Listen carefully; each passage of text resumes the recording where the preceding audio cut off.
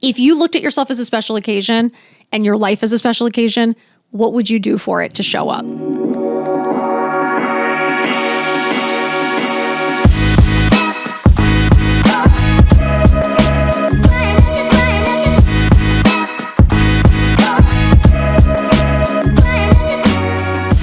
This podcast is a Dear Media production.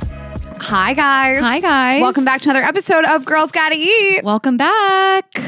We just got back. Yes, we are recording before we leave, but thank you guys for coming out to our shows in Denver, Minneapolis, and Madison. Hope they were great. I'm sure they were great. Yeah. I'm so excited for my fits because it's Western. So Yes. you guys will have seen on Instagram. You will have but seen them. I'm really excited. I'm wearing chaps for the first Right. time. So head to the gram to see what we wore.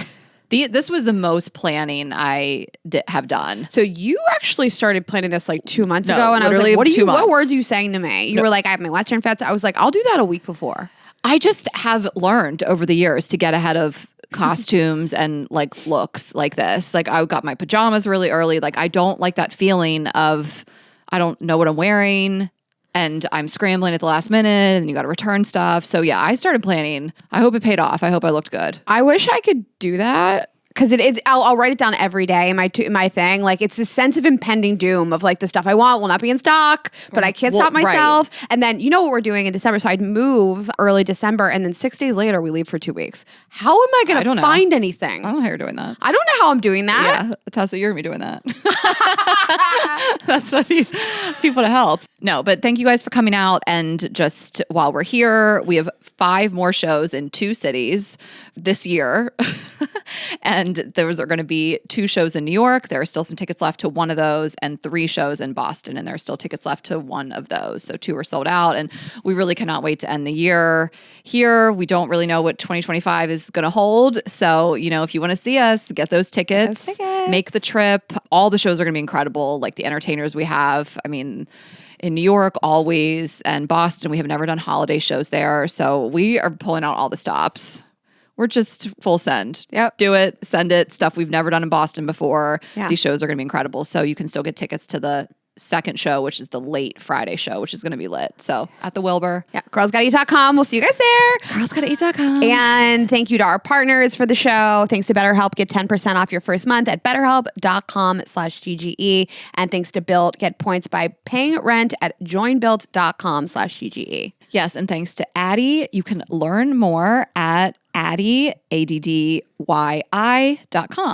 So we have an update for you guys. Hopefully you're going to love it. We have a company, Vibes Only, which is an amazing line of vibrators to enhance your sex life, but everything is paired with our app. So Vibes Only is our app as well. And it's always been an erotic audio app, and the toys connect via Bluetooth to the app. And there's always been a remote control in there and a long distance remote controller as well. And now we've added a bunch of new features. We've rolled out a new version of the app. It's really beautiful. It's highly customizable. I mean, this should be your pleasure playground, one-stop shop.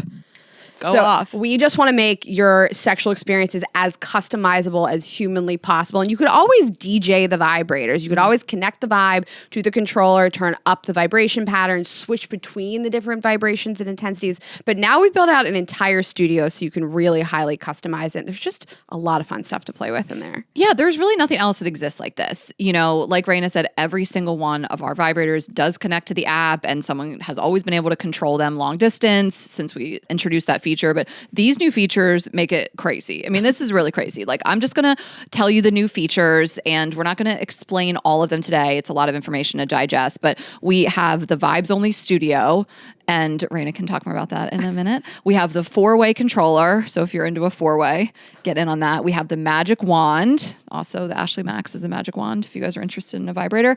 We have a sound controller, which is crazy. That is so crazy. Some of this stuff is like the most high-tech shit. Like, we're like, how is that even possible? Well, we did it. And then we have the freestyle controller.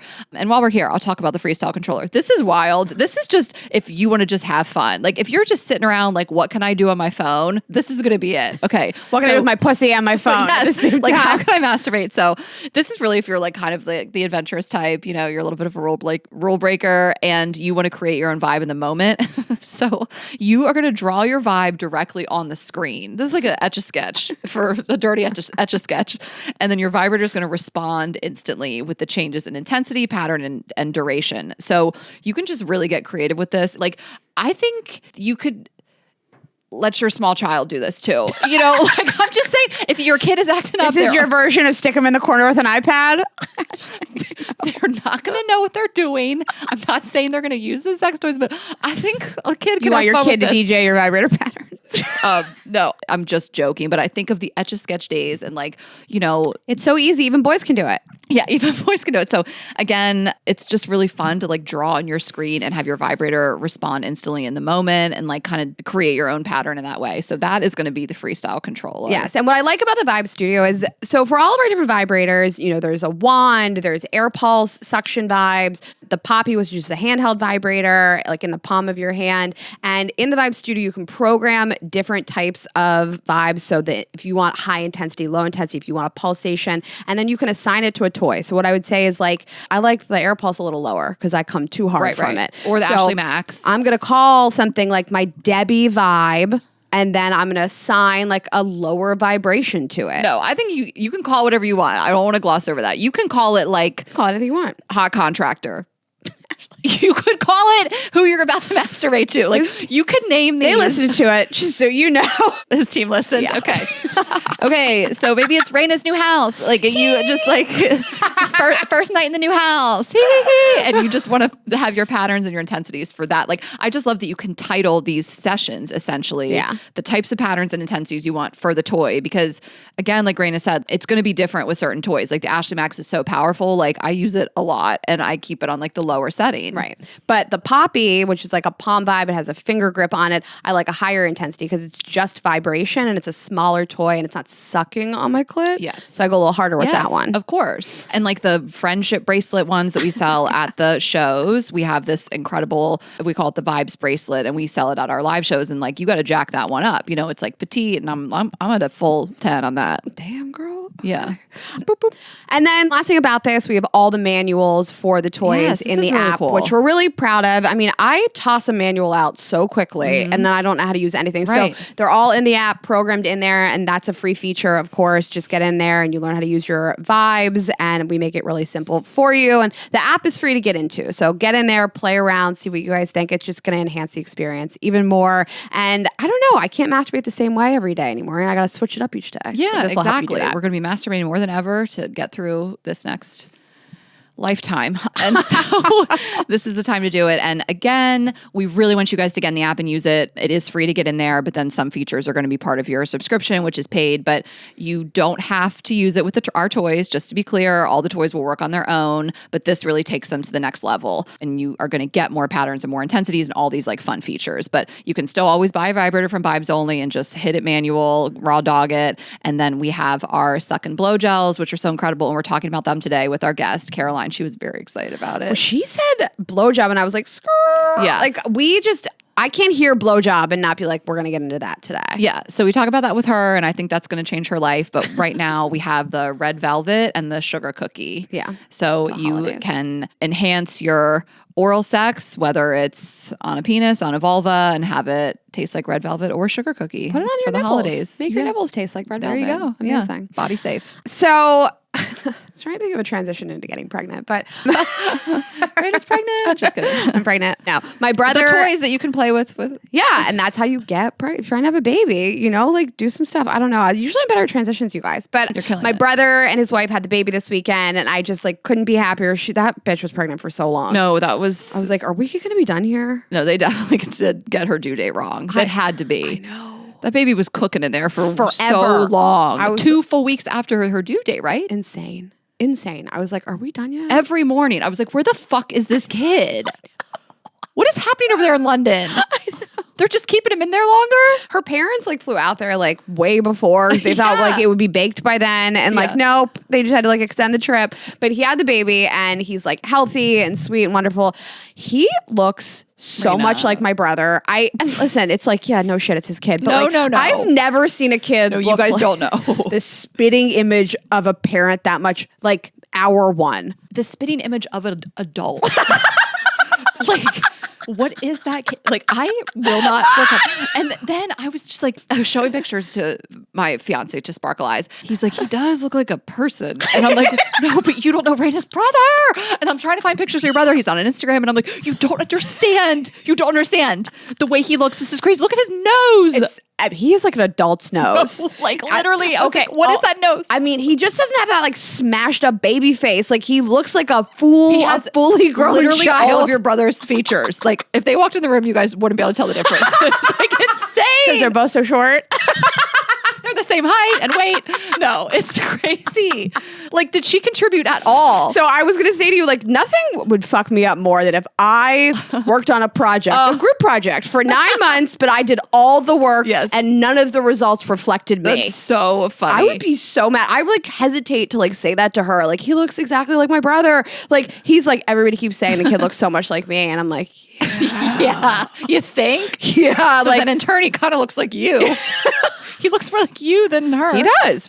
The Greenbergs have really strong genes, though. Like, my brother and I look exactly like my dad. Like, our whole family all looks like the Greenberg side of the family. Yeah. It looks exactly like my brother, but so I just started sending everybody pictures. I want, like, every picture of this child. Everything every hour, I'm like, you didn't send me a picture of what he's doing. Yeah. Like, send me, like, they went home today. They sent me all these pictures of them with the dog, meeting the baby, and it's so cute. Yeah. And I want, like, a picture of everything he does, every breath he takes. And I want all those, but I started sending them to other people. And, like, I'm like, where's the line? Like, this isn't even my baby. Right. So, like, I'm not like, look how cute my baby is. Like, when I send them to people, it's like, look how cute this other person's baby is. Yeah. So, like, where's the line at which you are annoying other people? Also, by the way, this is still a novelty to me. This is day 3. Yeah. So I don't care. You know me, I'll tell you. We've hit the line. Here's the thing. I think there's got to be a hook. You know, like, I don't want to see the same stuff. I also don't need to see your brother's naked chest. Okay. I don't need the skin to skin from Arlen. So I FaceTimed him for the first time thinking she would answer the phone. No. So it goes to voicemail. Then she calls me back. I get a FaceTime from her. But it's him in the bed with the baby. And I'm like, where is she? And he's like, she's standing up next to me. And I'm like, why are you in the bed?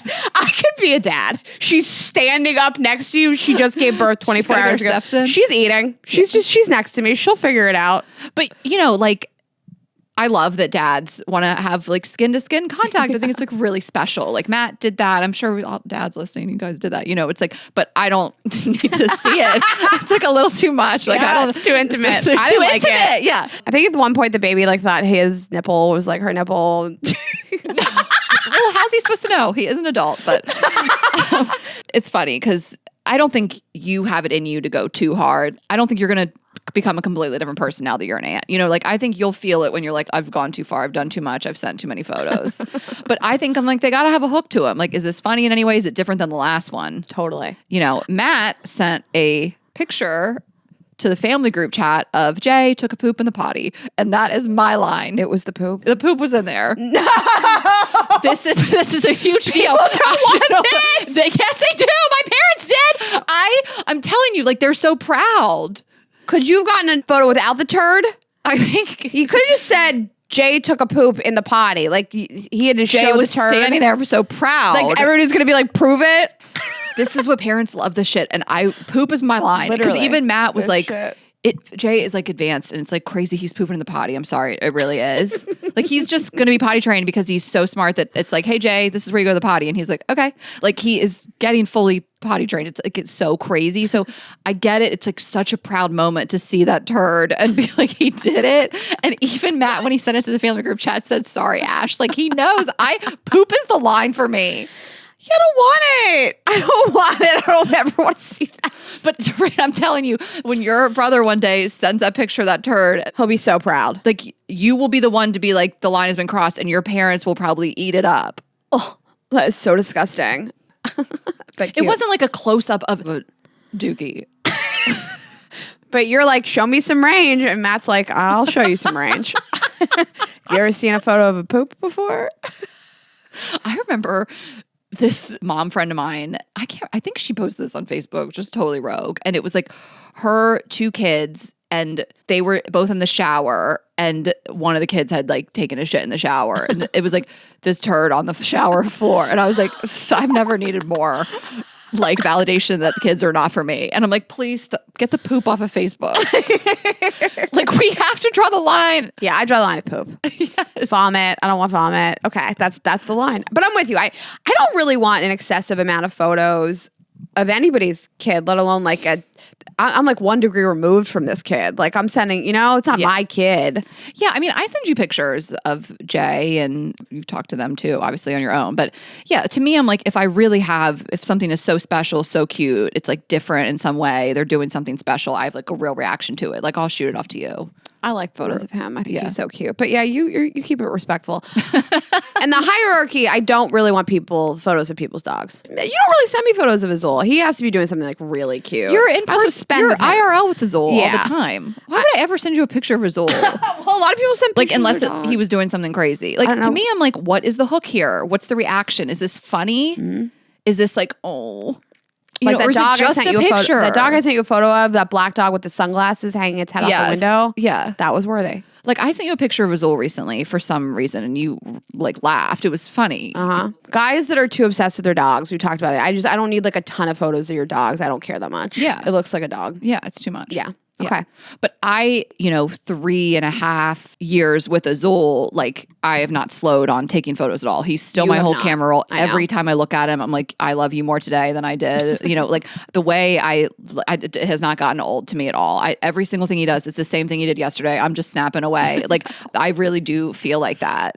Which I'm sure people feel like that about their kids. Yeah. Obviously they do. I know that they do. Like, Matt is like, Steph and I will lay in bed at night and like look at the pictures of Jay we took that day, like just to relive him while he's sleeping, you know. Cute. Which I think a lot of parents feel that. They're just, you're obsessed. I want a photo of everything this kid did, but also like there's no babies in my family. So like Right. with the second kid, like it's funny because like one of our girlfriends was saying to me, she was like, the first kid I wanted of her nephew, she was like, I wanted a photo of every single thing he did.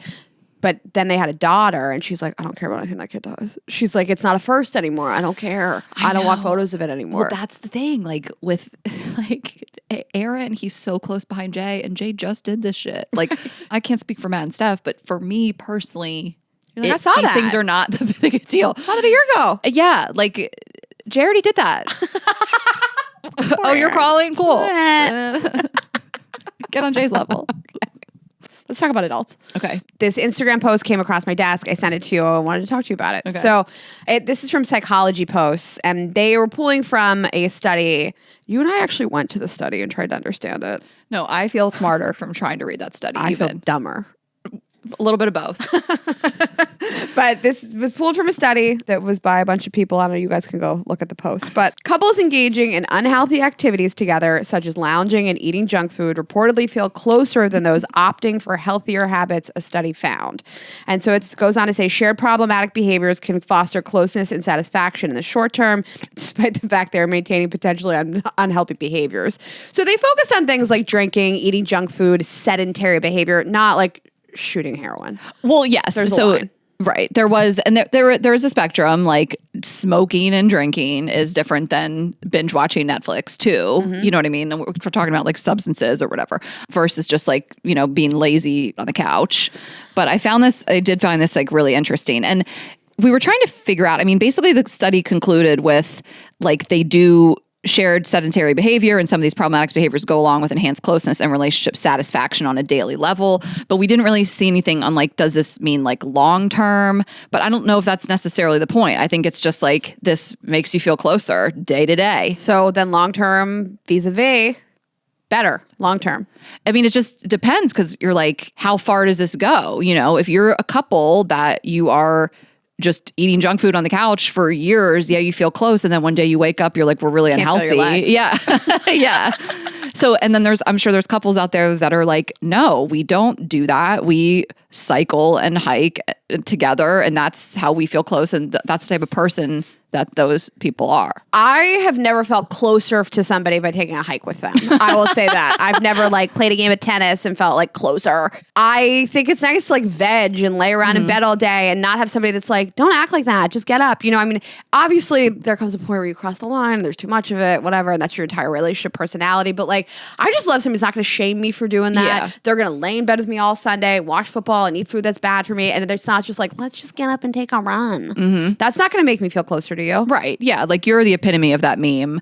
I'm terrified to marry into a family that runs a 5K on Thanksgiving. Like, could you imagine? No. You wouldn't do it. I think it's all about balance. We were talking about that. Like, I still need the partner that's willing to do some of the piece of shitness with me. I mean, my favorite type of day with a partner includes both. And that's like my favorite type of day that I would have solo. Like I really love to go, do stuff, feel accomplished, whatever it is. If it's a hike or, you know, if it's even like a solo workout or if it's like doing stuff, running around New York City, for example, and doing a bunch of stuff and kind of feeling tired at the end of the day and then just vegging out, you know, like a mix of both. But I was telling you, like one of my favorite things about my fiance is that he loves to veg. Like he really just loves to be like comfortable but he's like a really active, hardworking like person in life. But like his downtime, like he really likes to just like relax, but he will also do anything that I want to do too and what his friends want to do. You know, like he will do the hike and we travel. We've had nonstop days when we're traveling. You know, he wants to see the world. Like we've gone canoeing, like we were on the swan boats in Echo Park the other day. Like he wants to try new foods. Like he will just do both. And he's just happy doing both, you know, but I don't think you always get that. Like, I think you get someone that just wants to veg and be lazy all the time. And then you get some guys that are go all the time. They can't really relax. They want to wake up and go work out and hit the gym and they don't really want to eat badly. And, you know, the balance is like really important to me. And I really love the days where we are like lazy. Like I remember one weekend, I think it was the New Year's Eve weekend of last year. Like we watched like 10 movies. Like the weather wasn't great. We wanted to lay around, watch football, like make food, order food. We went obviously to the New Year's party, but aside from that, we did not do much and it was great. I think that like there's a few things here. You want to find somebody that you can do those things with, that you enjoy doing those things with. Yeah. That you're not like that you enjoy the sedentary company of them. Like that it's not like we always have to be doing something. Like I've been in a relationship with people where like I really only enjoyed them during activities because like that's what they brought to my life was the activities. Let's go to a sports game. Let's go to a new restaurant. But like I didn't necessarily enjoy them laying around doing nothing. We have nothing but our brains to entertain each other. That's a great call. Like, do you actually want to lay around with somebody and just, you know, do nothing with them? Those are the moments when you realize that you genuinely want to be with somebody. And I need somebody with balance, like you were saying. Like, I want somebody that gives me permission to start drinking at 11 a.m. That sounds great. I want to do that sometimes with you, and I don't want you to, like, shame me. But, like, I'd also like you to look like you don't drink every day at 11 o'clock in the morning. You know? Like, I'd like you to have some balance in your life. Yeah, and sometimes it's not worth it to get off the couch. And we had a Saturday where we're like watching Abbott Elementary is what we've been watching recently. And we were just having like a great time cuddled up on the couch. I was like, we should do something. It's a beautiful day. I was like, let's just like go down to the beach and we'll walk along the beach and then we'll pop up and we'll be like along Santa Monica and we'll stop in and get a drink. And there was a full on like Trump parade rally, so loud, so crazy, honking flags. And that ruined my day. Yeah, leaving your house. And I was like, we shouldn't have left the house. We got back to the house. We were like, we're safe. And we stayed at the house till we had to go to dinner. We like brought in snacks and like had some beers on the roof. We're like, we're just going to stay at the house now. So it was, you know, safe. Sometimes there's times when you're like, we should have stayed on the couch. But there's moments I think about in the relationship that like, I remember one time last year on the holidays, we got up, we like had coffee, we had breakfast, we watched a movie at 9 a.m. Nothing feels, you said this to me once and I was like, nothing is more luxurious than a morning movie. Oh my God. If I am drinking coffee and watching a movie. My bed. Like I remember those moments. Like, yes, they bring you closer. I don't want somebody that's like, come on, let's go do something. Mm-hmm.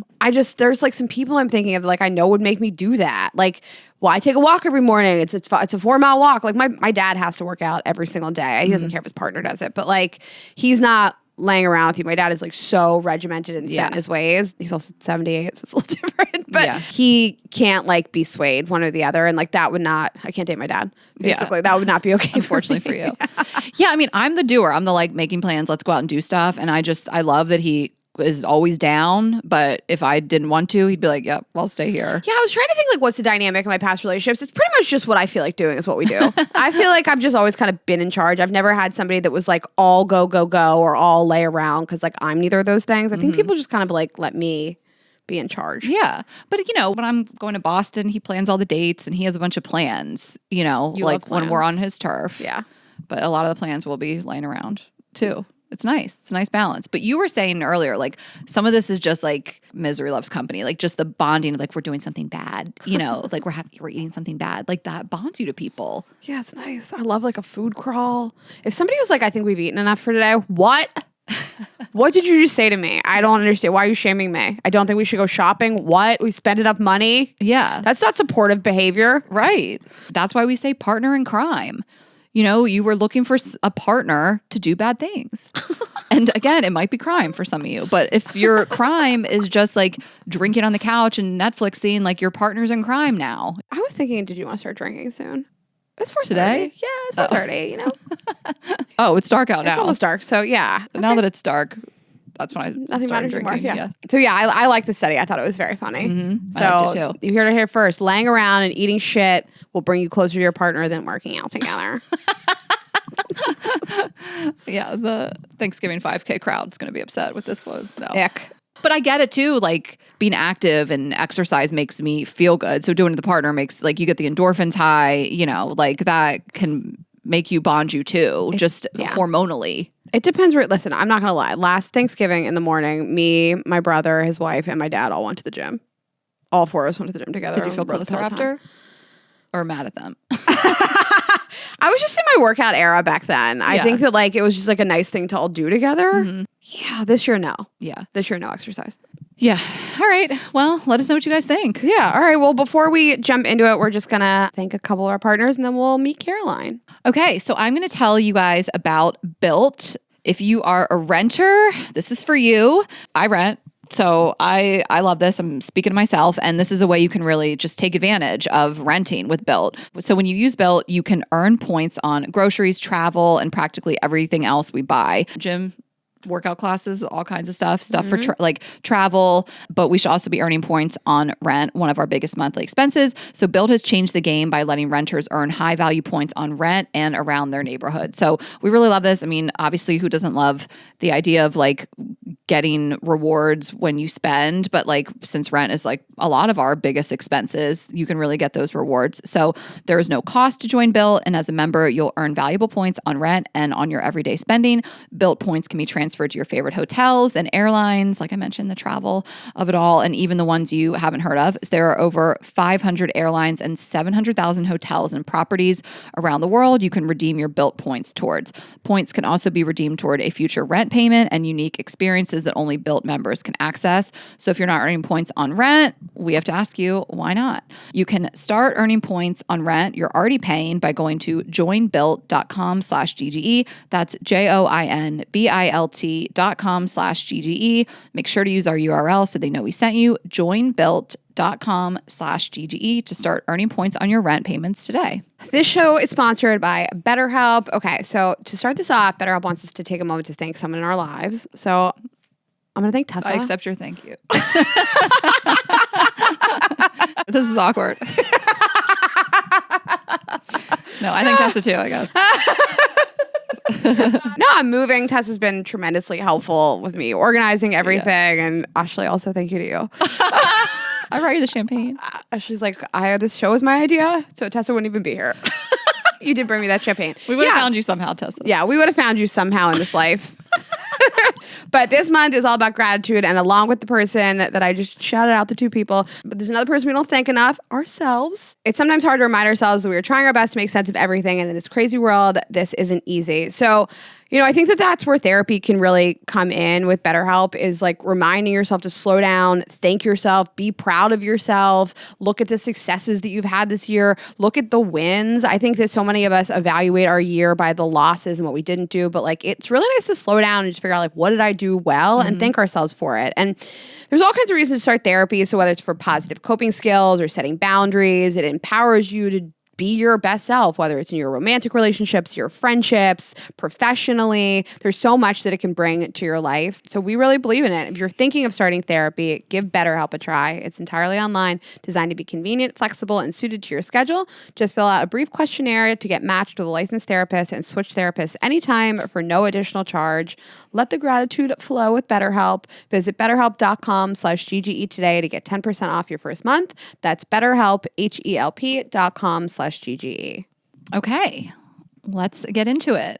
All right, guys, we are so excited to welcome our guest today. She is an LA-based mom of two, better known as Shop with Caroline online, who has become a wildly successful lifestyle influencer, blogger, and motivational speaker, amassing over 1 million followers across social media. She is the host of the podcast Coming in Hot, all of which she has done in her 50s. Forbes called her someone who makes you question the norms we have been conditioned to accept. Please welcome to the show, Caroline Baudino. Hi, you guys! Oh God, that was just so inspiring. This is what we need these days. Just inspirational women. No, if anyone could just say that every time I walk into a room. People like our intros. You killed it. Well, in your 50s, it's just like, I love someone like you to look up to. We can't all just look up to J-Lo. Like, it's not realistic, whatever you feel about her or not. But you know what I'm saying? Like, her turning 50, it was like, it's just like, that's not attainable to most people. I'm not saying that your career is, but it's just like, you're a real life role model to look up to as someone achieving so much success. Like, that means so much. Honestly, to be this age, like you think that 50s, it's over. I think women always are afraid of like midlife and getting older. And then when you hit it, it's like what your mom used to always say to me. She'd be like, well, I don't feel that old. Like, I don't, I feel 20. And it is, there's this weird thing about aging. And I think you just get to this point where you stop giving a fuck. Like, there is something about before 50 that I think you feel invincible and you feel like there's just so much time for everything. At 50, I can honestly tell you, like, I'm going to be 53 January 5th. And I'm literally thinking of like Capricorn. I'm literally thinking of like every single thing I want to do, accomplish before it's over. Cause now I'm like, wait, there might not be another 50 left. So I think this like confidence builds, the not giving a shit builds, the just wanting to live your life, unapologetically. Like, I think that that's when it hits.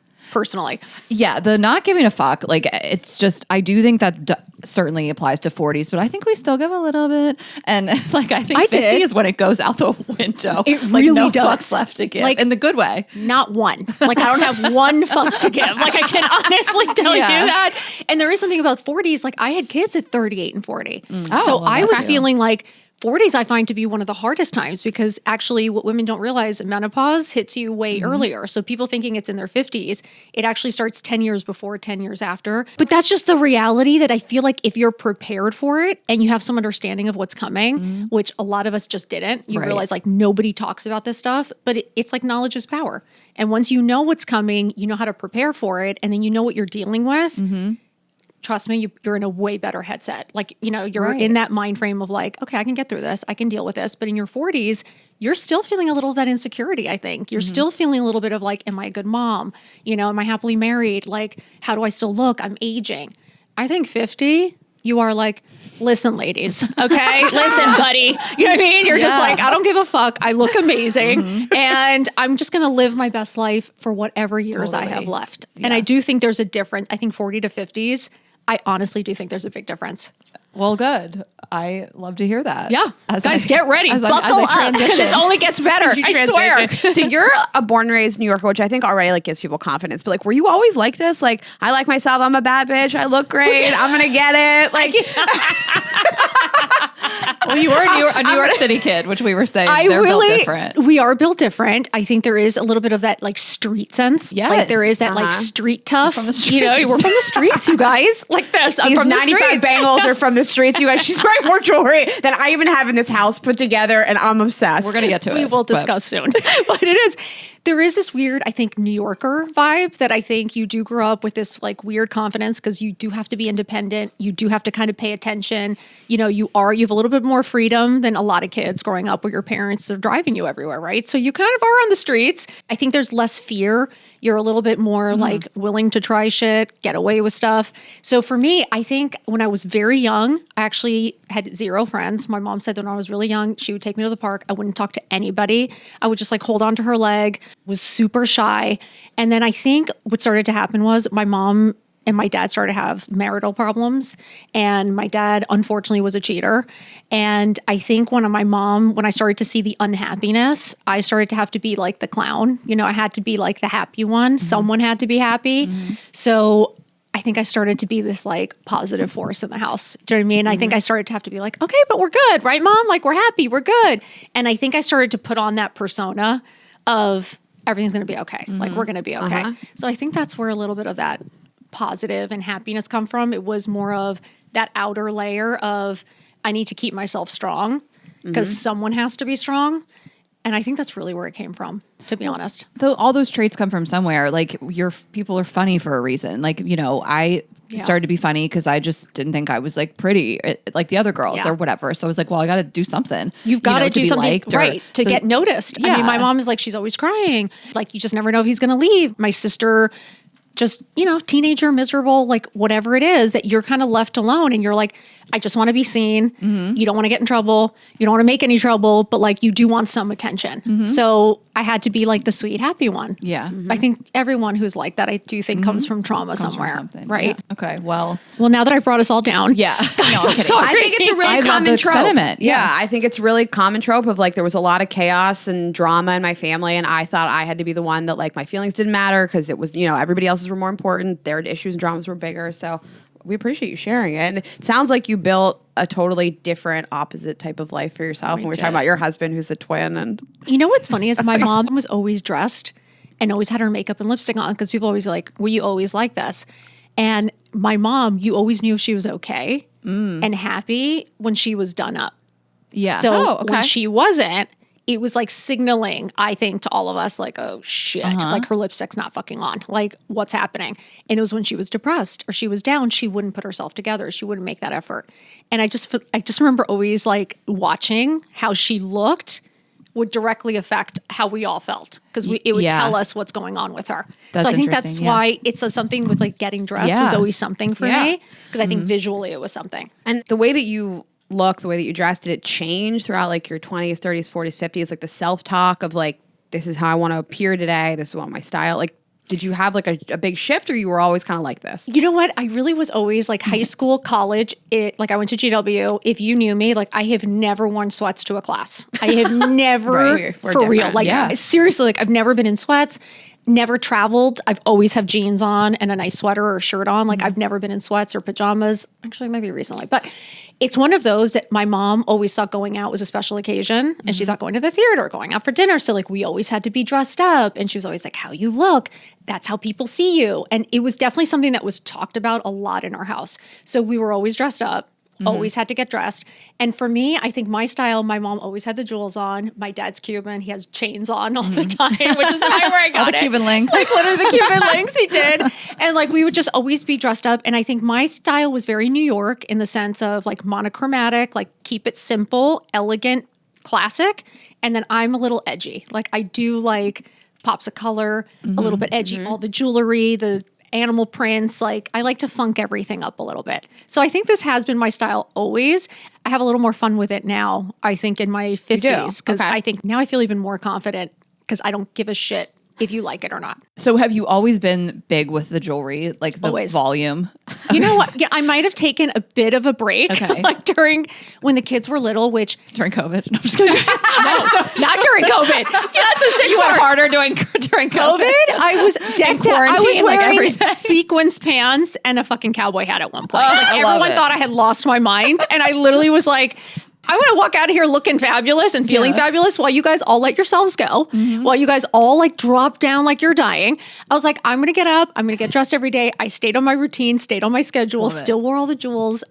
Everyone thought it was crazy, but by the end of it, everybody was like, shit, you're right. Like I'm starting over again. Like now I got to lose 10 pounds. I have to go buy clothes. Like it was funny that I was like, you're like, I stay ready, so I don't have to get ready. I was ready for this pandemic to end. I'm ready. Since the day it started, I've been ready. Okay, so I do want to talk about the jewelry. I love, like, I don't even know where to start. Like, I wouldn't know where to start with this, like, amount. Just go upstairs and put on everything. Seriously? But it doesn't look, like, it still looks styled. Because there's one color. Do you just go for it? Or I do go for it. Okay. So it is something that, yes, they have piled on like throughout the years. Now it's become crazy because I love supporting women. And a lot of all of this is all women designers. I love that. All women. Or women jewelers. You are a walking billboard. Literally a walking billboard for women jewelry. Obsessed. So I started just kind of collecting. And then as it started, I started making more friends who are jewelers. And I love jewelry. I just think it's the most incredible investment. Like to me, that's never a trend. Anything that you can make money on, I think is worth it. I think it's an investment. So like you can always resell a bag, you can always resell some jewelry, property, whatever. So love jewelry. I've always worn a lot of it. My dad always wore tons of necklaces. My mom loves the jewelry. My sister wears nothing. Doesn't like any of it. She does not wear makeup. Rejected all of us. Me, throw every piece I can get my hands on. I'm like, we're going to die at some point. I'm not taking it with me. Yeah. I don't know why it's sitting in a closet. I don't know why these beautiful things that I've like, spent my money on, why wouldn't I wear and enjoy it? And yes, is it too much? Yes. But I'm always like, I just don't care. It's a vibe. When I look at you, I'm like, she's wearing jeans and a blazer. Like I could do this. Like I could, but like I can't do this. But like, yes, you can. We're going to fucking force you into this. But the jewelry is like, this is a friend of ours and she's been on the show too. She's a stylist, Lillian Charles. She's amazing. And she's so big on the jewelry and how it changes your whole look and your outfit. It's like armor to me. It's yeah, like that's what she says. Armor. Yeah. It makes me so happy. And when this comes off, I miss it. It's weird. Like a day or two where I'll really try. I'll have like one necklace on. I'm like, this is cute. This is sweet. The detox like this is this is very delicate. And then I'm like, fuck this. I start piling them back on. I like love it. It does make me happy. You inspire me. I need to do more. Yeah. Wear all your mom stuff. She makes fun of me because I have so much jewelry. Because this is how I make myself. But you need to like just put it all on. It's great conversation piece. Yeah. Somebody will always ask you about it. Like, so people who are shy, I always say, put on some jewelry.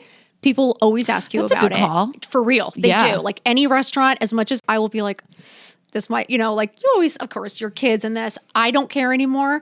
But other people, of course, people love to tell you you're too much. And I'm always like, well, then please go find less respectfully. Yes. You're like, ma'am, this is a Wendy's. This is me. I'm just kidding. It's true. I'm like, come on. We're having fun. I'm like, life's too short. I think everyone's taking everything just too seriously and like no one's having fun anymore. Do you know what I like about this? And we asked our audience, what do you want to talk about in terms of feeling confident? Yeah. And people said like, I feel invisible as I get older, and I'm almost 40 and I live in LA. I'm not blind to the fact that everybody running around me is these 25-year-old little models. And sometimes I walk into a bar and it's a different experience than it used to be for me. And it's probably in my head, but I'm just like, men don't want to talk to me as much. They want to talk to these 25-year-old girls. And I don't feel invisible and I like myself and I'm very happy with myself. But it can make you be like, am I invisible to people? But like you've sort of gone the opposite route and like refused to be invisible. Literally. And I love that you said that because that's the most DMs that we get. It is women saying that as they become moms and wives, especially, they become invisible. And it's like you become the caretaker. Well, and losing your identity. Completely lose your identity. You start to look different because of course you've gone through pregnancies. You don't feel like yourself. Now you're walking past the mirror. You don't really recognize yourself. You're there. You don't get any sleep. You're exhausted. You're anxious. You are doing, most moms, like at the end of the day, are doing mostly everything for everyone. And you do start to lose yourself. Like I'm somebody who was so independent and I felt trapped too because with no sleep, no help, and feeling like the world's responsibilities are on your shoulders because no one tells you the truth. No one tells you how hard it is to be married. No one tells you how hard it is to have kids. As beautiful as it is, it's fucking hard. And nobody prepares you for that. So for me, it was always like, I need to find myself again. Like it's so easy to lose yourself in 24/7 taking care of children. And why do women feel lost when the kids leave? Empty nest syndrome. because all you have done is take care of everyone. And you walk past that mirror, you don't recognize yourself anymore. You don't even know who you are, what you like. You look different, you feel different, and you haven't done anything in what people think 18 years. You've been raising kids, but that's not considered a job to anybody. So women do feel invisible. They do feel completely lost. And I'm always here to say, like, you're not lost. You're not starting from scratch. You're starting from experience. You really are. Like the experience that I have, again, the zero fucks. I have so many boundaries now. Like with my own family, I have boundaries. With my husband, with my kids, with my parents. Like when you start to realize that your life, your time, how you feel is just as important as how everybody else feels. Because I'm always like, I get that you want to take care of your kids and your husband. That's great. You want them to be happy. But you're supposed to be happy too. There isn't it's them and not you. You're supposed to be happy too. So for me, finding confidence in that again is you have to ask for help. Like I think women, we've gotten on these high horses that like we have to do it all, which is all great. But there is this thing of like, the second you do it all, you're coming home to do it all too. So are we really supposed to be not having a second for ourselves? We're not allowed to get dressed anymore. We're not allowed to do like any hobbies we loved or see friends or have fun. Yes, you are supposed to do those things. And I think that's what gives you the confidence back, is reminding yourself of who you were before life took you down. Because like we all remember who we were in our 20s and 30s and what we liked and how we looked. And I'm always like, just think back to that and start bringing a little of that back in. But the most successful people will tell you it's because the team they built around them or the people they asked for help from, recognizing people are smarter than you and better than you and then bringing them in to help. You know, I just think it's the biggest thing that like, that's a whole reason why you're able to scale a business. And we're not necessarily talking about business here when it comes to that, but it applies to everywhere else of asking for help. Absolutely. But I always think, don't forget that I think women forget how capable they are, how smart. Like you can do hard things. You are so strong. And I think it's funny because my mom used to always say, I'm so stupid or I don't know how to do it. Meanwhile, she made every huge decision in our house. She really did. Like she's the one who got the house, is this, made every important decision, but she never felt smart. She felt like she didn't know how to do anything. And I'm always like, but we know how to do everything. And you are way smarter than you think. Yes. You got to get started. Like it has to start with you. Then the help comes in. But yes, I think having a good team, like what we talked about, picking a good partner. I think women are always rushing to the end. I don't know why anyone's rushing to the end. Marriage and kids are so fucking hard. Like travel, be an interesting person, you know, like make money, know how to take care of yourself. All of those things bring you confidence. I think what takes away women's confidence is they start depending on the man. And then all of a sudden, all of your independence starts to go. Once you're not making the money, you lose control, you lose power. Yeah. Being in a relationship, no matter what the financial dynamic is, if it's a bad relationship, you just start to doubt your whole self-worth, value, Completely. all decisions, all the things. Like especially if you want him to pay, you know, if he's paying for things like on top of that too. You dumb down a bit, you like silence your voice a bit, you have to give in more.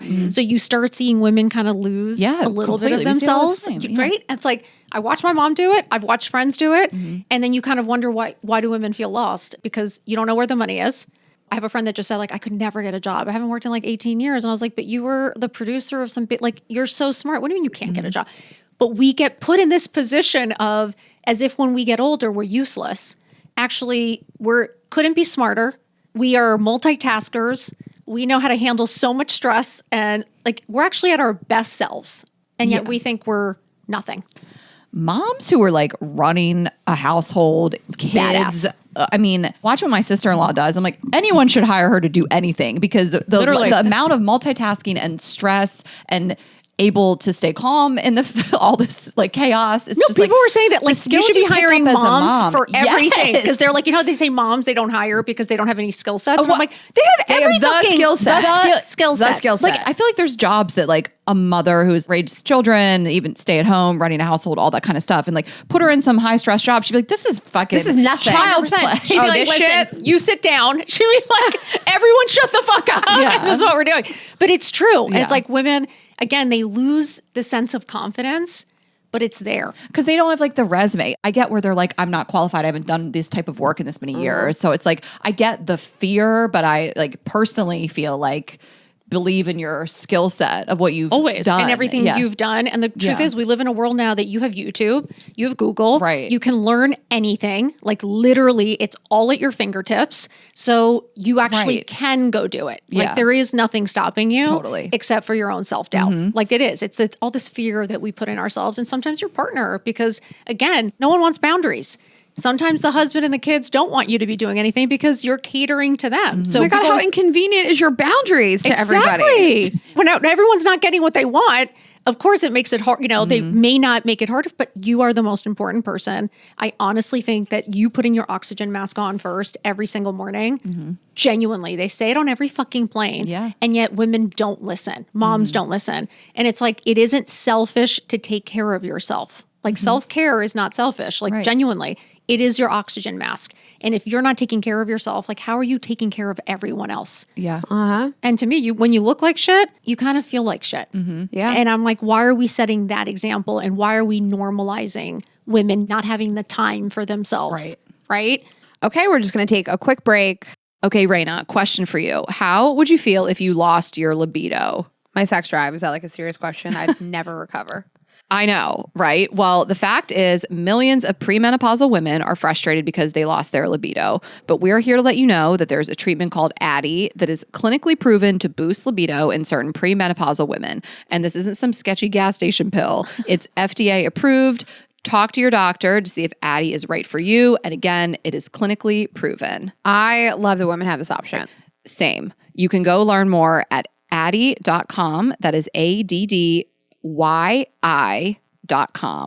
Addie, or flibanserin, is for premenopausal women with acquired generalized hypoactive sexual desire disorder, HSDD, who have not had problems with low sexual desire in the past, who have low sexual desire no matter the type of sexual activity, the situation, or the sexual partner. The low sexual desire is troubling to them and is not due to a medical or mental health problem, problems in the relationship, or medicine or other drug use. Addie is not for use in men or to enhance sexual performance. Your risk of severe low blood pressure and fainting is increased if you drink 1 to 2 standard alcoholic drinks close in time to your Addie dose. Wait at least 2 hours after drinking before taking Addie at bedtime. Your risk of severe low blood pressure and fainting is also increased if you take certain prescriptions, over-the-counter or herbal medications, or have liver problems. Low blood pressure and fainting can happen when you take Addie, even if you don't drink alcohol or take other medicines. Do not take if you are allergic to any of the ingredients in Addie. Allergic reactions may include hives, itching, or trouble breathing. Sleepiness, sometimes serious, can occur. Common side effects include dizziness, nausea, tiredness, difficulty falling asleep or staying asleep, and dry mouth. See full PI and medication guide, including boxed warning, at addie.com/PI or call 844-PINK-PILL. Addie. That is ADDYI.com. Okay, so we are back into it. I understand the pressure though. I mean, my dad was great. He was involved. He was down the street. But my mom was like the Monday through Friday mom. She was a single parent. We didn't have a ton of money. I mean, there wasn't like get up and look good in the morning for her. Like that wasn't really an option. But I do think she would have been happier if 1 hour per week she would have just gone and done something for herself. And I'm not a mom, so I don't even know how hard that must be because, like, yeah, it's easy for me to look at people and be like, just take an hour for yourself once a week. Who cares? Get a manicure. But, like, how hard really is that? And, like, you had to ask your husband, I guess, for help. And you had to say, like, I need to be happy first also. So, like, was there, like, a breaking point for you where you're like, hard stop, need some me time sometimes? It really was. The real breaking point was a phone call. Like my husband was working, literally traveling Sunday to Thursday, Monday to Friday. I'm with 2 kids under the age of 2. Fucking, literally 41 years old. I was like, I'm fucking exhausted. God. No, stop. That just made me feel hot. Like, honestly, like, I was like, what? I'm 41 and that's what my brother has. And to think of the two together, like, imagine what back to back, like I was like this. I was like, what have I done? I was like, this is crazy. I was like, John's never home. We can't afford any help. Like, you know, my parents were like, good luck. You know, my parents were like, you don't want to marry the money. So I was like, touche, my friend. So I was like, you got me. But what was interesting was, that's the truth. She wasn't wrong, but we were able to build it later. But it's true. Like in that moment, you're like, fuck, I want the night nurse. I want the, like you're like, how does anyone do this? It is fucking scary. No one tells you the truth and you don't have time. Like when you're that overwhelmed, you don't have time when you haven't slept. Right. I know for me, it was like, I got this phone call. My mom is hysterically screaming, crying. And she's like, your dad has Alzheimer's. He's been diagnosed because, we had said, like, he seems off. The last 2 times I had visited, like, he was forgetting things, repeating things. Bottom line, 2 years of taxes haven't been paid. Money's missing. She has no idea where anything is. She's hysterical. And she's like, you have to take care of us. Now it's on you, because no one speaks to my sister. She's like, you're in charge. And I just remember being like, I have a kid on the floor, a kid on my thing. I'm like this. Like, I was like, my hands started shaking. And I was like, Mom, I don't understand. Like, what do you mean? And she was just like, I don't know where anything is. I don't know what to do. You have to take care of us. I was like, I have to call you back. I was like, I've got to call you back. And so I just remember being like, when you're just like frozen, it was this crazy like light bulb. I don't know. No one prepares you for your parents to become children. Yes. I'm telling you, ladies, right now, the sandwich years are the hardest years. And literally, I just got off the phone with her. I was like, I have to call you back. And I walked past the mirror, and I'm being dead serious. This is where the whole mirror thing came from, really, because I walked past the mirror. And I think when we're not feeling our best selves, I think we do avoid the mirror. I don't think we like to look at ourselves because we have to face it. You know, when you catch a glimpse and you're like, oh, fuck. I just remember seeing myself stopped, and I will never forget this voice being like, what happened to you? And just being like, what happened to Caroline? Like, you used to be dressed, smiling. You swore you would never become this. Like, you look like shit, you feel like shit, and you're not doing shit. Bottom line. And I was like, I don't want to end up like my mother. I was like, do I know where the money is right now? I was like, I have literally fallen trapped to everything I said I wouldn't do because nobody prepares you or warns you. So you do start, you're never sleeping. You're with the kids 24/7. You want to be the perfect mom. So you're trying to do everything. Nobody warns you what a toll it takes on you. You become dependent on your husband. All of a sudden I'm like, wait, now he's making all the money. Like, I don't have a say. Like, what is happening? And I just remember in that moment, I literally looked in the mirror in third person, was like, I'm going to bring you back. I was like, I'm bringing Caroline back if it's the last fucking thing I do. I was like, we're getting up, we're getting dressed. I literally was like, John, I was like, you have to come up here. He was like, fuck, what? And I was like, I need help. I was like, I honestly need help. I was like, I've stopped working out. I was like, I'm not doing anything I love. I was like, I don't feel like my best self. I'm not happy. I was like, I just don't feel happy. And he was like, we're on it. Like, what do we have to do? So I was like, just 2 days a week. I was like, when did I stop doing things? And something as stupid as tennis, I'm going to say it, sound like a douchebag. No. But it was one of those things, like I always played tennis growing up, taught tennis, like loved tennis. Stop playing, right? I don't know, because I became a mom and a wife, I guess. Like, you're not allowed to do fun things. And my friends were starting to do tennis lessons. And I was like, you know what? I'm going to join tennis. And he was like, what? And I was like, yeah, I'm going to play tennis again. I used to love tennis. And he's like, okay, like, I guess go play tennis. 1 year of playing once a week, getting time with my girlfriends, it was medicine. Like, forget the fucking tennis lesson. It was worth every penny. Didn't get my Starbucks, put the money towards the tennis lesson, got a workout in, got some movement in, got to see a friend, and I got out of my house and I did something that I used to love, got really good again.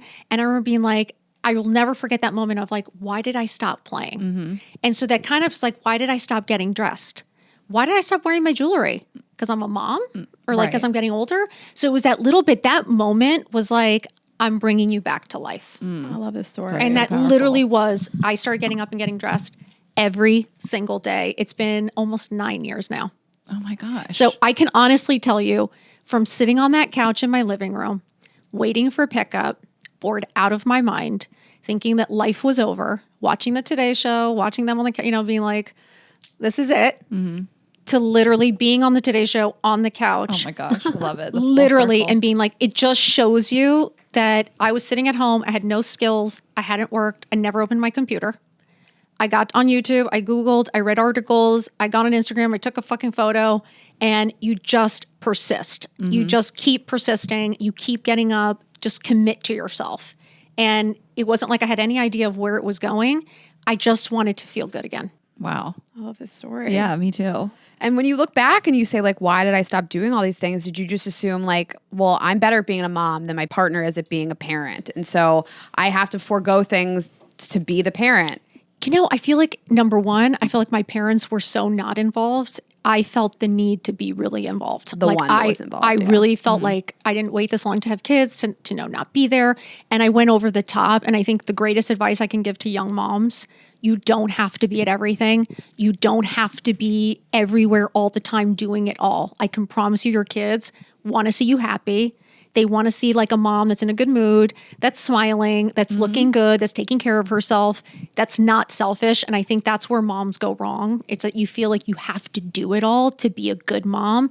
And I think a really good mom is a mom that takes care of herself. Yeah. I I love that sentiment. My parents were always there, but they weren't at everything. And my mom was always had her lipstick on and had her nails done. I just remember always looking at her like turquoise and silver jewelry and her pretty nails and her hands and just, if her lipstick wasn't on, like we were talking about earlier, like something's wrong. Something's wrong, right? And, is that crazy? But she wasn't like some glamazon. She was a teacher, but it was just kind of like. Put herself together. I had friends that's mom was at everything, every single game. Not that I was a good athlete, but I played and I was there. But participation trophy. That was me.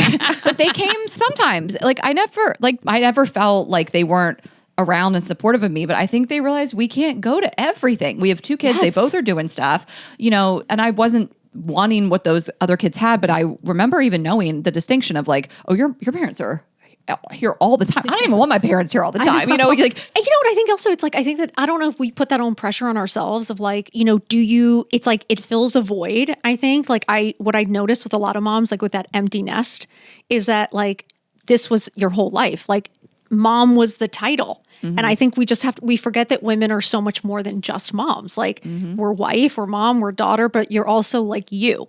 And I think that's what, I think women just think that like you become a mom and you have to go all in. And I just don't think that's true. And I think that might be true for some people. Yeah. It wasn't for me. Like I went all in thinking that's what would make me happy. And it really just didn't. And I know I get a little backlash on that. Like I didn't enjoy the play dates at my house. Like I didn't love having to take care of other people's kids. And, I didn't love all the things I thought I would love. And then I felt guilty for not loving it or feel like, oh, does that mean I don't love being a mom? I don't love being there. It's like, no, I love being there. I love being there with him when it's important to them. But I also like doing things that fulfill me. And I don't think that's selfish. And I think for some reason women, it's like their entire lives take over and you forget that the kids are going to leave. But that's like also it's just a projection. If that's okay for them too. Yes, if it makes you happy. Some people are just born to do it. They love everything about it. Agreed. Yes. Would worry when the kids leave for sure. Yeah. Because what now? Yep. But like, I hate when people just judge others. Agreed. The mom shaming, the parenting judging. It's just like, why can't we understand we're all built different? We are. And listen, I think we're all great moms. Like you said, but we're all so different. And some people, and I'm always like, if you are genuinely happy. Yeah. Like I have moms, yes, they're looking in the mirror. They're genuinely happy. And I'm like, that's amazing. Like go in, all in. That's great. But there's so many in this like dark gray area. Mm-hmm. And I think that's where it's like that we also shame women for not being happy if you have the nice car, if you've got the nice house. And it's like, there's a lot of women that are unhappy at home. Right. That it isn't about the money and the cars and all of that. It's like, they're just, again, not fulfilled. Right. Or just a little bit bored. Not everybody wants to go to my gym for me, some moms loved it. I personally, I loved being with him, but like, it got old. Like I was kind of like, I don't know how long I can do this. It's true. Like I was like, I love playing with them, the way going to things, taking them out. I personally didn't love like what other moms loved. And that's what I had to admit to myself and be I like that. Yeah. I've never heard a mother say like, I didn't really love having the other people's kids at my house. Like, I don't think I would enjoy that. No, I'm not kidding. I got so much shit for that. I got like literally, I think there was like death threats on this comment. And I'm like, I didn't say I didn't love my kids or love kids. I was like, there were kids throwing, there was kids throwing trash on my floor. Right. And I was a little bit of like, what I realized is that we all parent differently. Yeah, exactly. And I don't want to have to parent your kid because like we are a little bit strict. We're all about manners. So for me, it was kind of like, oh, this is annoying. Like the kids that are running around, screaming, throwing things on my roof. I was like, we're done. Like, I'm not into this. I would have constant anxiety, like that. Like I'm parenting differently than you are, and so your kids come over, and I want your kids to like clean up in a certain way. Yes. And like, am I allowed to ask that because you're going to go home and tell your parents that like I said Apparently this? And you're get not. a phone call from the parents. Apparently you're not. I got so much shit that apparently you're not allowed to say. You don't like play dates or you don't like kids at your house. But it's exactly what you said. I don't parent like you parent. I'm sorry. Some people are lying to themselves. I don't think if you want 20 kids at your house running around screaming and like that's great. And if you love it, great. Amazing. I honestly thought I would. I thought I was like, I want to have all the kids at my house and maybe maybe high school that might be the case. The cool mom. Little kids, I want to be the cool mom to a point. I mean, except for the fucking nudes that we're getting now. Yeah. But at that point, there is something where I'm like, it just doesn't suit my personality. I'm nice to all the kids. Yeah. I'm not a bitch. Like I am. Everyone's welcome. You know what I mean? But we don't love it. Yeah. We don't love it. Shaming is so aggressive to me, and I don't know that it doesn't benefit anybody to be like, I can't believe you. It's just like, what works for you is great, and what you're good at is great, and I'm proud of you, and I'm happy for you. Absolutely. But Trying their best. This can feel like it's not enough for me. I can feel like I want to get the fuck away from my husband and my kids and admit that out loud. Why a few can't hours you? a week? Right. Like, what is so wrong with that? I don't know. Says the People, person without kids. Listen, wait, I don't know. I just think it makes people uncomfortable. People are like, shut up, Raina. You don't have right? kids. I mean, trust me, I always say wait. I'm always saying wait because it is hard. And I think that's the kind of thing that like you have to be honest with yourself and have some sort of understanding of what you're getting yourself into and the commitment it is. And all the fucking other people you have to deal with once you have kids, like schools and all the moms and all the sports and all, you know, it is a lot. It's a lot. It's a lot of personalities. Yeah. And that's why I like doing my own thing. Well, we love it. We love the message. Should we pivot to some Yeah. So style like 9 stuff? years ago, you were just like, I'm fucking doing this. I'm getting off the couch and I'm wearing outfits and I'm gonna dress up again. you really, I mean, your Instagram is it's fantastic and I love scrolling it and you have so many good tips Thank you, about babe. just looking great and feeling great and then doing great. But yeah, I want to talk about your happy tools and fashion and getting dressed and maybe we could just start with like finding your personal style. Like how does anybody like today's the day I get dressed? What do I do? Today's the day. Yeah. You know what? I always say I would keep it simple. For when you're just starting out, I think trying crazy trends will freak you out. It might not look right on you or suit you. So it's like, I think you just will give up. So I'm always like, start small, start simple. So I'm always like, start with the jeans and a t-shirt or start with like what you know feels good on you. Because again, like you said, we're all different. Obviously, I like the oversized look. I love baggy everything. So again, it's also having a little like truth talk with yourself of like, what do you feel good in? And even if it's sweats, find a cute pair of sweats. Like find that matching set that's like super, super cute. Get those staples in your closets. Like for me, that crisp white button down, you know, that super cozy sweatshirt that you love, you know, that one black blazer, things again, that's like kind of a uniform. Because I think that once you've got the uniform, then you can start having fun with it. And I always start with like accessories. I think are super fun to have like that pop of color, like fun colored sunnies or like the animal print shoe or the jewelry. Like I have so many fun like faux pieces of jewelry that you can just throw on, the bangles, the hoop earrings.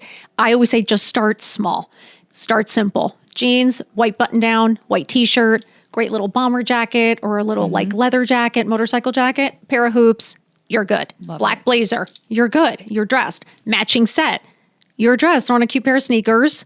Doesn't have to be like the big running sneaker. Like get a cute pair of Vans. Get a cute pair, you know, again, there's so many affordable now, like Dolce Vita.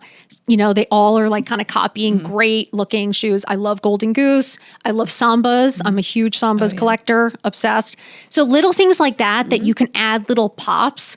Then you start playing with it because you will start to know when you look in the mirror, like there's certain things that make you feel confident, right? You start to like kind of feel like, oh, that's cute on me. Like, and you start to, I think, play with those things because to dress exactly like me, no, you might not feel comfortable in that just yet. You know what I mean? I'm not saying you won't because I think you will because I think everyone can start having fun. I see women now at events blown away. Like the jewels, the outfits. I am like dying when I see people say like they haven't gotten dressed in years and they look fucking fabulous, like for real. So it's getting that pair of jeans that you're comfortable in. Find that pair, try them all on. Like, don't be afraid. Get them a little bit bigger. If you gain some weight from motherhood or just from life, stop beating yourself up. Like, get the bigger size. I am all about like wear what you love because then you'll actually wear it, have it be comfortable. When you're trying to squeeze it on, you're going to give up and put on the sweatpant or the legging. If things don't fit you and they don't look right, when I was pregnant, I got everything I loved, but in bigger sizes. Like you don't have to go for the frumpy look because you're feeling frumpy or because you're pregnant or because like those are all just excuses. You can look fabulous in any stage. You don't have to dress for what you're, you know what I mean? What's happening in your life. So I think keeping things simple is the greatest way to start, knowing what feels comfortable on you so you actually do it. Get the size that fits you so you'll actually wear it. And then the accessories and the shoes, the bag, that's where you start having fun. From there, then you can start adding some color. Well, I also like the trend conversation because I just feel like anything goes. People would get too obsessed with trends. Like even what jeans are trendy, all of them. I see them all. They're all the front page of Revolve, all the current new jeans. There's every single style you can imagine. You can do the bag, you can do a boot cut, you can do a flare, you can still stick a skinny jean into a riding boot if you want to. You know, like it's just, don't get bogged down and like, well, what's trendy? It's just like, yeah, I mean, I like uniforms. You see, all the most successful people do have uniforms of like, you know what looks good, you know what fits good. Yeah. And that's what you like, you have to have that in your closet. So wherever you need to be or you need to go or something that's important to you, you know what to grab. But I look at your outfit and I'm like, this is attainable. It's a pair of jeans, it's a t-shirt, it's a blazer. And there's a huge difference between wearing something and styling it, of course. But everybody has those three things in their closet. They do. One blazer, one like t-shirt, Levi's, vintage, like go to any of your vintage stores. Like I'm telling you, check out Wasteland, check out if you're in LA, whether it's Poshmark, Crossroads, look for those denim. You can find great finds of like great Levi's. I have great vintage stores, you guys, online that I think just a great pair of Levi's goes a really long way. Even on Amazon, you can find Levi's. Do you know what I'm saying? Like they are. Anywhere. So my point is just grab a pair that fit you, that feel good. A blazer. I personally love blazers with nothing underneath. I think it's a quick way to style something, make it a little sexier, a little dressier. Yeah. I literally grabbed a pin. This is a pin that goes on your blazer. And I just pinned it as the button. Oh my gosh. Because there's no button. Fabulous. Right? So it's just like a little velvet pin. It's perfect. And it's perfect. This is like a tuxedo style blazer. So I like that it didn't have a collar. I like that it's like a little bit different, but it's still just a blazer. And I love like a blazer with like shorts and a high boot to go out. And like, I feel like I started doing that and I'm like, I'm going to do more of this. I'm going to get another blazer in another color. I'm going to get more shorts in this color. Like I'm not going to wear this out every weekend, but this is where I feel hot and sexy. And if I have a different version of this outfit every weekend, who gives a fuck? Exactly. This is my look. A black, and then leaning into black my look. Leather shorts and a boot. Great. 50 tops you can throw on with that. That is 100%. An outfit forever until the end of time. Forever. And I'm like, you can wear that every day. Yes. Like to me, it was kind of like, I found things that like, because people are, do you really wear that? I'm like, yes, I'm a pickup like this. Like I really do walk in. And the truth is, I feel good. Like I used to think everybody was staring and like talking shit. And it's funny, I think I felt the insecurity. And now I actually only hear compliments and I only hear like, oh, that's great. I love your outfit. And it's funny, I think, because I don't give a shit anymore. Like there could be people talking shit, making fun, but like I don't see it or hear it. It's funny, at the beginning, I felt more like people were staring or this and that. And I think when you're not comfortable with yourself, you think all of these things. It's so funny. Right? Staring at what? No idea. Like when I first started all of this, I got so much shit and the moms would sit in a fucking circle, all like whispering, staring at me. Like it was awful. What? Like who does she think she is? Oh, I'm sure. Like, oh, look at her taking a photo of her stupid outfit. Like God only knows. You know what I mean? Like her stupid jewelry. Like who cares?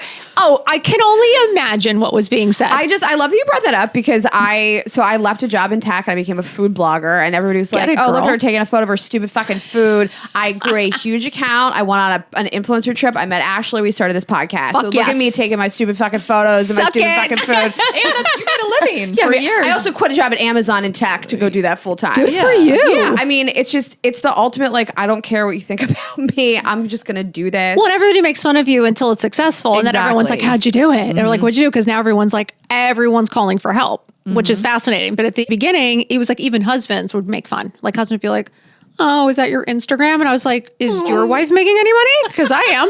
This is crazy. Oh, you have no idea. So I was like, I'm bringing happy back. Okay. We're bringing success back. We're bringing fucking looking good back. I was like, I'm done. Yeah. I was like, I'm officially done. I really do feel for people that feel like they don't have time for that, of course, or the money for I do. it. I like, or the partner. My mom didn't have that partner that could help. Yeah. There was no like get dressed before school. But like, I like that you say there are cheaper ways to do this. There's easier ways.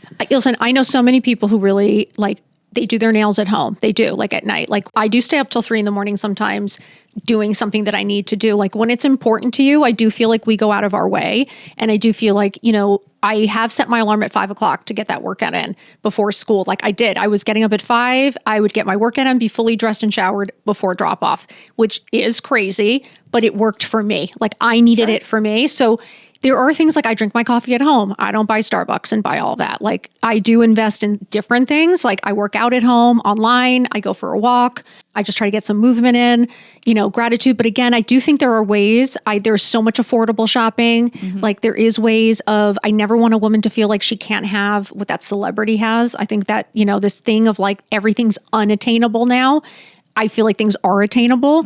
And I feel like with incredible affordable fashion, you really could. Like, I think you can look head to toe absolutely gorgeous under $100. Yes. Absolutely. Under $50, to be honest with you. And again, it's that little bit, and I agree, there are some women really struggling out there, and it's not easy to be a mom. It is not easy to be the breadwinner. It is not easy. Right. But I will say, even a 30 minutes earlier in the morning, I will say, will make a huge difference in your mental health. I do. Yeah. And I think, like, I wonder how you feel about this. Like, just the smallest tweaks, even like sweatpants to leggings. I mean, like, because I work, we work from home, and of course I get dressed up to come record, but like, I am tempted a lot of mornings to do the baggiest sweatpants. But if I actually do just my Lulu leggings with a cropped sweatshirt, like, it's still athleisure and it's still as comfortable. It's just, I don't feel like as sloppy, which we all love sweatpants, but it's just taking little things like up a notch. Like, just one thing, even just throwing the hoops in. Forget even wear the sweatsuit and just start putting on some gold hoops and like some fun sunglasses. Yeah, but it's just like you can even elevate that comfy clothes, because some moms are like, I'm not going to wear jeans. I'm going to stay at home mom. It's just like, but you can feel a little better in your comfy clothes, But can I ask you a question? If you ask all these moms genuinely, or anyone, do you get dressed up for special occasions? Like, if you had something that was important to you, if you had a job interview, like you just said, you get dressed to come film, right? Or if you were going on a date, let's say you have a hot date this weekend, would you like get your hair done or like get, zhuzhed up? Would you do makeup? Would you get dressed for it? Like, if you are going to something that you think is important, right? Yeah. So if I told you that like your life was important, right? That you are the special occasion every day, like you just waking up is actually insane. Like, people like forget that, like, it's, if you looked at yourself as a special occasion and your life as a special occasion, what would you do for it to show up? And so for me, it was like, if you just look at it that way, it's like just taking that time that whatever you're doing that day is important, because taking care of yourself should be super fucking important. And I think that once you look at it that way, like, so you're going to get really dressed up for a total stranger, but like, I'm not going to look good for my husband who I've been married to, who I'm hoping we stay married. I'm assuming we're hoping. Yeah. And you still want them to find you attractive. And again, I think women have responsibility in that. I think you let yourself go having kids because it is fucking hard, but it's also your job to be the best version of yourself, the same way I expect John to be the best version of himself. Like when he's in his pajamas or in sweats, he works from home. He always has, our entire marriage. And at some point I was like, dude, let's get dressed. Like, it's not sexy after a while. It goes both ways. Like, women, get your shit together. No, I was like, I have one more thing to do now. No, it's everyone. Like, as a married couple, I'm sorry, when did we sign to something that said, okay, in 20 years, let's look like complete shit. Let's be not attracted to each other. Let's hate each other. And good luck to you. Like, the point is, you're going to, you're hoping to keep that relationship going, rather than when you're out on girls' night to hit the bar. That's when you're going to look fucking fabulous for all the guys at the bar, but not your husband at home. Like, to me, I'm kind of like, enough bullshit, ladies. We all have to make an effort. I think that as we get older, it does get harder. And guys. Well, you said you both have to. Like, it's, I want to look nice for you, but I expect you to do the same for me. I'm telling you, John, I got stressed. I got to be the mother, and I got to be a homemaper and everything, and I got to look decent too. And blowjobs. Yo, you crazy? Crazy. Absolutely no blowjobs. Not in those sweatpants. Draw the limit. Not in the sweatpants, guys. Not Were in the you sweatpants. ever a blowjobber? No. Or just I don't like blowjobs, guys. No. It's not for you? Not for me. Okay. Just putting it out there. Anyone interested? No. Like, no. Absolutely not. I don't know why, to me. Wait, are you like, have you never done it? No, I have. Okay. No, I have. But you're just so like, she got the ring. That was rough. Yeah. The truth is, I just don't fucking like it. Yeah. And I find it to be somewhat degrading. I don't know. It's not my thing. Like, I don't need to be down there, please. Like, I feel like, let's have this mutual moment, but it's not my thing. Yeah. I mean, we have mixed feelings. What is your feelings? I love giving blowjobs. You do? I love it so much. But does it make you feel powerful? I feel powerful. Okay. I feel like it's so fun. I like love to turn somebody on. I feel like, look at her go. I'm so proud of her. But I don't really care that much about receiving oral. I've never cared about it. I'm just laying there like, I don't know what to do with my hands. I don't care. Wait, what about you? So it was funny because when we started the podcast, I would just say blowjobs are for boyfriends, because I just wasn't giving them out randomly. Like, I was like, we got to be committed. Like, I am not just sucking dicks all willy-nilly. Oh, hell no. I just love my fiance and his body, and we do all the things, but it's Talk to me in 18 years. It's not so much. Yeah, but it's not so frequent. Like, I really enjoy giving him pleasure, but I'm not like, God, I love to suck dick. Right. You know, like, Good to know. I don't know. I don't think he thinks I do. Like, I enjoy giving him pleasure. That I understand. That I get what you're saying. All the time. And he doesn't go down on me all the time either. Like, you know, I've kind of like that less and less as we just do a bunch of other stuff. You know? I like this. I like the affection. I like the foreplay. I like the foreplay. Intimacy. Same. Do you know what I mean? Yeah. Like now you hardly have any time. Like honestly, the kids are running, now they're teenagers. Like now they're joking. Like now it's all a joke. Now it's like, oh my God, like it's definitely not sexy right now at all. Now kids are joking about blowjobs. No more blowjobs. Oh my God, no, there'll be a joke downstairs to be like, that's what she said. And I'm like, You're like, what? What? Who taught you that? I'm like, this is, so now it's like you save it for the vacations for sure, your weekend getaways, but now it's a little bit more like you have to plan or you have to be like quickie upstairs because my mother lives with us. I have an 86-year-old mother living with us, She doesn't know what's going caretaker, on. 2 dogs, 2 kids. Oh, when she said you're taking care of us, she meant it. She meant it. She fucking moved right in. I'm coming. Like the truck is packed. Get that mother-in-law suite ready. But no, so we have a sex toy company and we sell we'll tell say you all all the time. all this stuff, that's ours. That's our company. So we developed a blow gel, now a suck and blow gel, and it's vulva friendly. Are you going to make me have to try this? Yes, Yeah, we're gonna send you and all the the reason stuff. why is because we know a lot of women like Can you don't drop love it. out the blowjob gel so John doesn't see it? Doesn't assume. Leave it out. Leave out You the can take the blowjob label gel. off if you want to. That's so funny. Yeah. You really can. But there are a lot of people that are like, one of the things that I think deters people is they're like, I don't enjoy this. Why would I do That's this? true. I don't And like I don't it. feel good at it. I don't feel like I'm good at it. It's not fun Yeah. for me. I don't want to do this. I'm choking. My eyes are watering. So we Agreed. came up with this flavored oral enhancer. It can be on any body part at this point, but it does just like give you a little bit of pleasure in this. It's a prop. It can make your mouth more And watery. You're like, well, how about a red velvet cupcake? They're like, yeah, I could What? lick on that. Yeah. So it's like we have like different flavors. We have seasonal flavors. So it's like we sell the shit out of it. Like when we look at the sales, we're like, we are Ladies, making the world I'm a better intrigued. place. You should have fucking started this entire conversation with that. Hold on. And I think what's interesting is that women my age don't talk about it as much. oral or just not wanting it in general. They don't talk about sex as much. Like Right. I don't think people share. People talk about I it. even It's noticed weird. that. It's like It's- makes it people yes. uncomfortable. And yet I think women, especially at my age, actually feel more comfortable in their bodies. Totally. And actually feel more comfortable, I think, with any of these, like whether it's pleasuring yourself, talking about sex. It's funny though, there is a weird thing that women don't like talking about sex or pleasuring themselves in any way. Yeah. It's like a taboo subject still. Right. I think it's generational. I think that, it becomes more and more the norm. And so people start to grow up talking about this more. I think that like talking about fucking your husband is a little more taboo than your boyfriend. It's like, I'm going to That's be with true. this person forever, hopefully. That's and true. I want all the moms to know what my husband's dick looks like. Like, I don't, That's a good point. Like, Okay. I think about that at the beginning of a relationship. Yeah, we're not sending dick pics of your husband. Right. Or like he just did this But crazy when he thing was a last night. boyfriend, did you? And then he turned into a husband. Probably. I think about this a lot because I think about the stuff we used to share in our 20s versus our 30s, Oh, and yeah. now I'm in my 40s. And there is obviously some truth to that of you're like, we're going to be at dinner with them tomorrow. Like I don't want her knowing that how he choked me out last night. It's so weird. Our kids play together. That's true. Like it's That's something true. about that's got to make it hit a little different. And I think once you have kids too, it is one of those things that like the conversation just is different. Like course it is. it's just funny that you don't want to think of parents doing that. I don't know why. I mean, and you hear, people's sex lives dwindle the longer you're together. I mean, you They hear do. people, like, in the beginning of a relationship, all of my friends will talk about the person they're fucking, what it's Oh my like, what they God. did. But as the relationship gets more serious, I hear about it less. Of course you do. And it goes in waves.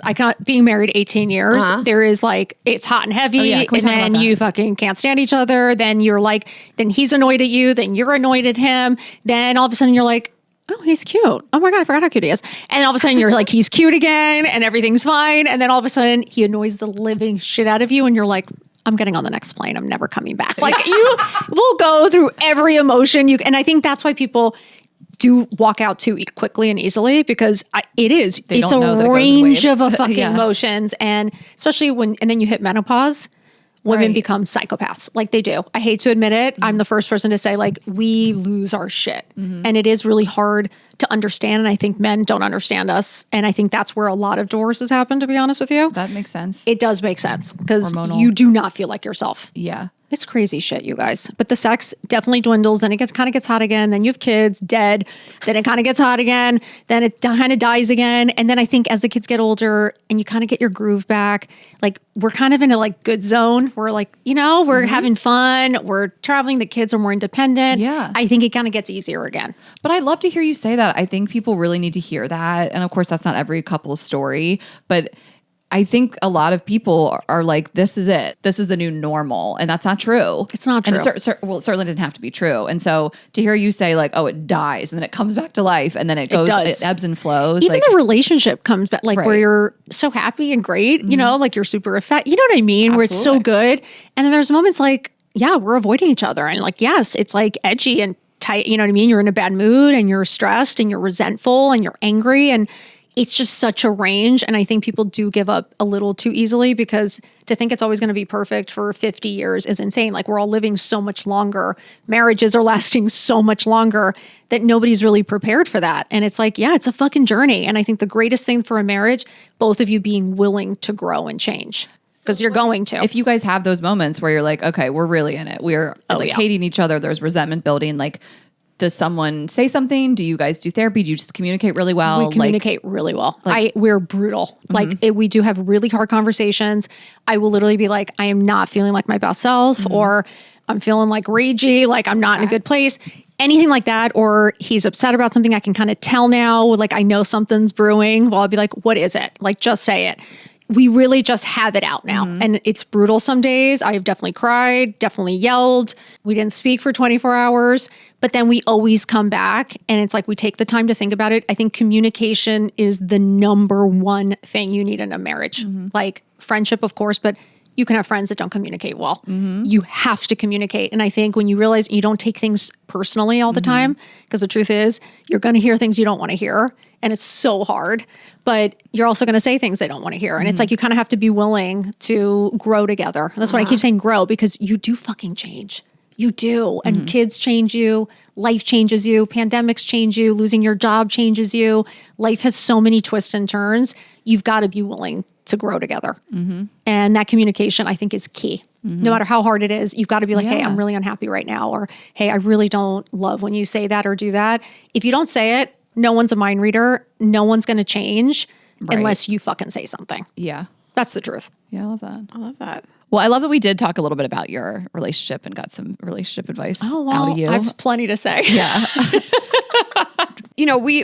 I just want to acknowledge we asked our audience, like, what do you want to talk about in terms of confidence? And we got so many. And women are just dealing with a lot. And there's just so much thrown at them. And we said, like, what makes you feel confident? And so, I mean, people just said so many different things, but a lot of it was like surrounding myself with people that make me feel good about myself, like removing toxic people from my life. So much of like doing something that makes me just feel good, that I'm proud of, that I feel happy about, that I succeeded at, doing something I love, having a tan, spending time with my girlfriends, wearing a fabulous outfit, being in my element, smelling good, having my nails done. By the way, none of this was losing weight, working on my body. Nope. Yeah. You know? Because at the end of the day, it's like, what makes you feel good? And it's like, it's really quite simple. And I just remember like the getting up and getting dressed, it's just like making your bed. You know, when you're feeling like a little bit out of control, maybe not like your best self, I do think that like one thing that you can accomplish, you can get it done. Like if nothing else goes right, at least you look cute. It's like that sentiment of like, just put on that cute outfit. At least you've accomplished that. You can check that off your list.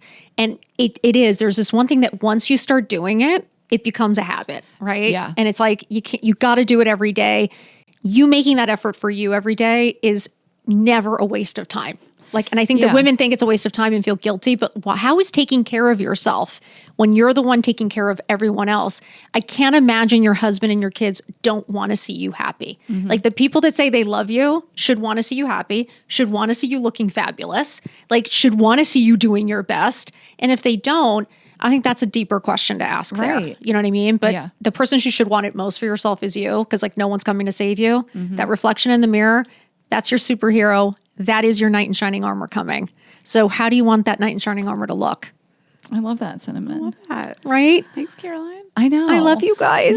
Your Instagram is fabulous. I've been listening to your podcast. I feel like people don't talk a lot about being in their 50s and looking great and prioritizing themselves and like putting on a great outfit. And I think that like as I get older, I think a lot about feeling invisible or my body changing and things like that. I also think I've never looked hotter in my life. You look amazing. But you look amazing. I think that we all have a lot of feelings about ourselves as we get older, and I like that you're just really open about it. Thank you. Thank you for that. Yeah. And Thank you. I'm assuming you kind of abide by the rule of like, you're not ever too old for whatever the fuck it is. You know? Never too old. I think you're never too old to find you're happy. Yeah. No matter what, like never too old. It's never too late. Can you have your 20-year-old body again? Yeah, some people can. But to me, it really is like finding you're happy. And it's like success to me is nothing what it meant to me at 20 and 30. Like to me, success now genuinely is looking in the mirror and liking what I see. Liking that reflection, liking the real life I'm living, the friends that surround me. Like that is total success. The fact that I'm smiling is success to me. Like that, the rest of it, I think I realized was just a lot of societal bullshit, right? That we have to try to live up to. But that body I had when I was 20 did not make me happy. Guess what? I did not like myself. No, I was starving, and you're working out like a lunatic, and you realize like that's not. You know what I mean? The smile is what attracts people. It's like not that body. Do you know what I mean? I mean, I can't relate. I was bloated. I was bloated in my 20s. I'm way better now. I'm till better menopause. In my 40s. No, I don't need this negativity right now. Not in this Stay climate. positive. Tell everybody where they can find you. You guys, thank you so much for having me. I just want to say I've loved meeting you guys. I love being here. Thank you. And shop with Caroline on Instagram, TikTok, Facebook, and coming in hot on Dear Media. I love you guys. You guys know where to find us, girlsgottaeat.com for our tour tickets for those last shows of the year. Yeah, come to a show. I want to. Girls Gotta Eat podcast on Instagram and TikTok. I'm Ash Hess. Raina is Raina.Greenberg. Vibes only for the suck and blow gel and all the vibrators. We're going to send some on the way with you, for you and John. Cannot wait. Subscribe on YouTube, share this episode with a friend, and we will talk to you Thursday. Have a good couple days, guys. Bye.